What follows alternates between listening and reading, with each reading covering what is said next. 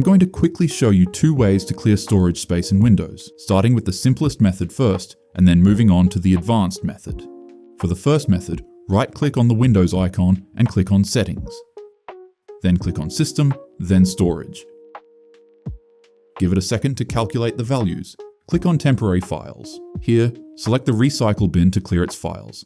Just make sure that you don't have anything important in there.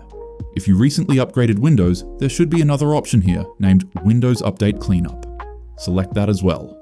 Make sure Downloads is not selected because it's highly likely that you have important files in there. If not, feel free to select the Downloads folder as well.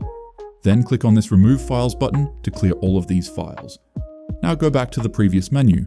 Click on Installed Apps. Here, you could uninstall any application you don't need anymore. Once you are done with that, go back to the previous menu. Click on Show More Categories. Here, you should be able to see all the other file categories like videos and see how much storage they are taking. Here you could check for unwanted files and delete them. You can do these same steps for the other drives as well. To do that, click on Advanced Storage Settings. Then click on Storage used on other devices. Here you should be able to select your other drives and repeat the same steps we did earlier. For the next method, we will be using Windowstat, which is an excellent application we can use to see everything on your drives. To download it, go to windowstat.net. Then click on Downloads. Click on the 64-bit installer link. Once it's downloaded, open up the installer.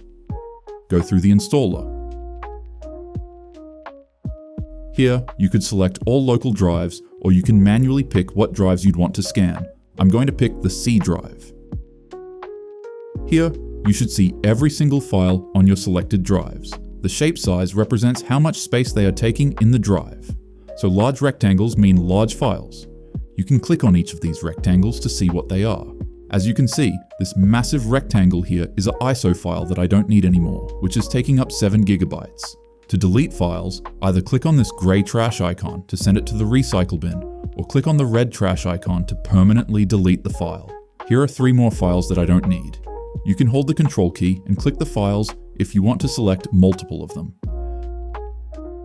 Just be careful when you are using this program, because it's extremely easy to accidentally delete important system files. So make sure to double check before you delete anything.